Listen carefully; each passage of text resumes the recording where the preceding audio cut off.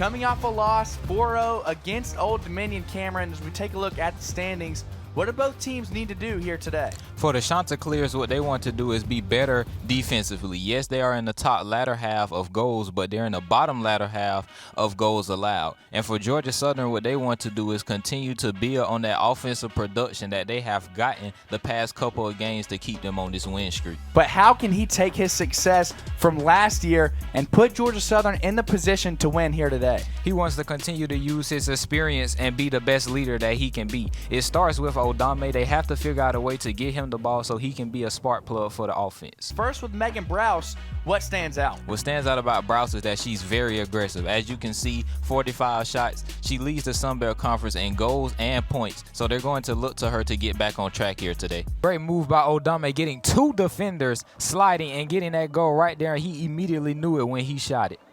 Cameron, what a way for Georgia State to continue the aggression. And as you can see, McLean getting that cross there and just a beautiful header there and just getting them another goal to push the lead and almost, you can say, securing this win. Against Coastal Carolina and get this second goal. We just talked about Ninsoff being our impact player, and right there she showed exactly why. Great attack by Georgia Southern. Their defense led to offense. We just talked about how you don't want to have any more ties. Ellis Ninsoff is being a strong indicator as to why they won't. You're seeing Georgia State press a lot right now. How do you counter that and start to get possession? For Georgia Southern, what you really want to do is, if a team is pressing you, you want to slow down your method of attack. You can't quickly try to go into your attack as quickly as you would normally do with pressing. You have to be more strategic and get through the defense with passes. Coastal Carolina doesn't have a good angle at a shot. And we hear the saying all the time, offense sells tickets, but defense definitely wins games. And we're seeing another showcase of it as we have been seeing all season long from the Eagles. What's the expectations like today on Senior Day? Definitely going to be an emotional night here today, Danny, but they want to make sure that they can continue to complete the mission that they have set themselves on today. And Georgia Southern, how do you get the momentum in the second half, but also adjust to all the points scored in the paint? Those easy points in the paint are going to help both teams no matter the situation. Both teams earlier on started hot in that first half from the three-point line, but they cooled down a little bit and they resorted to their defense and their paint presence. What can we expect from Carver today? Carver being the second leading scorer on Appalachian State, it's always nice when you have someone that can complement your leading scorer with Janae Sanders, and I look for her to continue that success here today. There you see an amazing denial there by Andre Sabrasov. Tyron Moore pushing the break, coming down the court, absorbing, sees Kamari Brown, and he slams it down. The team on her back. The first time she was double teamed, she found a wide open McDaniel who couldn't get it to go. Okay, that's no problem for her. She gets the offensive rebound, fights through the contact, multiple Eagles. There you see, absorbing that contact from Simone James, and one. Have a 15-point lead, and this is part of the reason here. Made three-point shots. Nate Bradford coming off the screen that he was going to set, decides not to set it, and he gets the wide open three to go. Oh, good move, but couldn't finish. Very nice move there, just couldn't get it to go. $1 million move, 10-cent finish. That's the first time I've ever heard that. Surprised that the lights are still on, how Gillis is shooting the lights out here earlier today. Gillis 4 for 4 from three. They're going to continue to build on her confidence from the three-point line. Georgia Southern up by 9. As you take a look at here, both of the Browns here getting up, showing their vertical, but Xavier Brown for App State got the best of Kamari there. And that's exactly what McDaniels does, and Georgia Southern doesn't want to see too many of those open looks for McDaniel, or it could spell trouble. Cameron, for both sides, what is the message here in the huddle?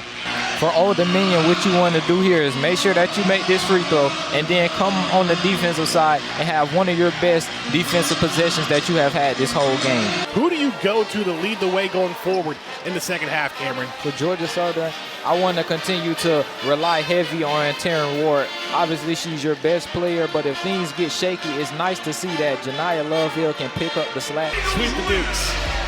The Eagles made sure that they had a great mindset coming from their win against the Georgia State Panthers, realizing that the job was not finished this weekend, and they were able to get a second win against the James Madison Dukes.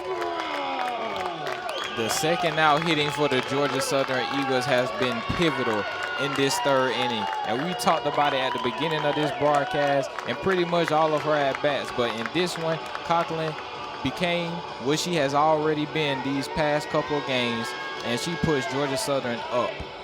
Cameron, how does she settle in going forward? Off to an amazing start, as you see here from Hillary, but she just wants to continue to do what she's been doing pretty much all season so far. And now that she has run support, it should be more of a backup plan for her to rely on to be more confident and throw more strikes. Just as there was praise for Hillary, you see Deja Mills breaking the chain of not getting any hits off of her with a good line drive down the left field and getting a crucial double for the Eagles. Deputy trying to get the Owls going.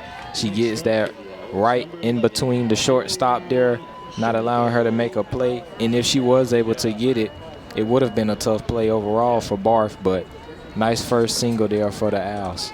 2-0 Bears off the RBI double by Helm. And we talked about Helm earlier on about her batting average just being around, you know, the 240s, 250s, but in scoring position, she can get the job done. And although Lavina wasn't quite in scoring position there, with a runner on base, Helm delivers once again. Lucas, as you said, worked the count very well in that at-bat, stayed very patient, took her swings, and there she was able to get it in play and trickle right through the center field to drive in Chellerman. Just like that, Marshall's lead is back up to 5. With that home run from Owen, she gets her 19th of the season. And if you're Georgia Southern, that little momentum that you got in that previous inning, it has to come all the way down with Owen being able to get that nice 2-run shot and putting Marshall back up by 5. Great performance from Savannah Rice, and then Faringa stepping in on the circle. Cameron, final thoughts.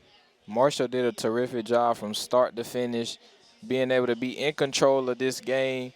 They were able to get so many hits. They saw the ball very well, and their defense helped them out as well.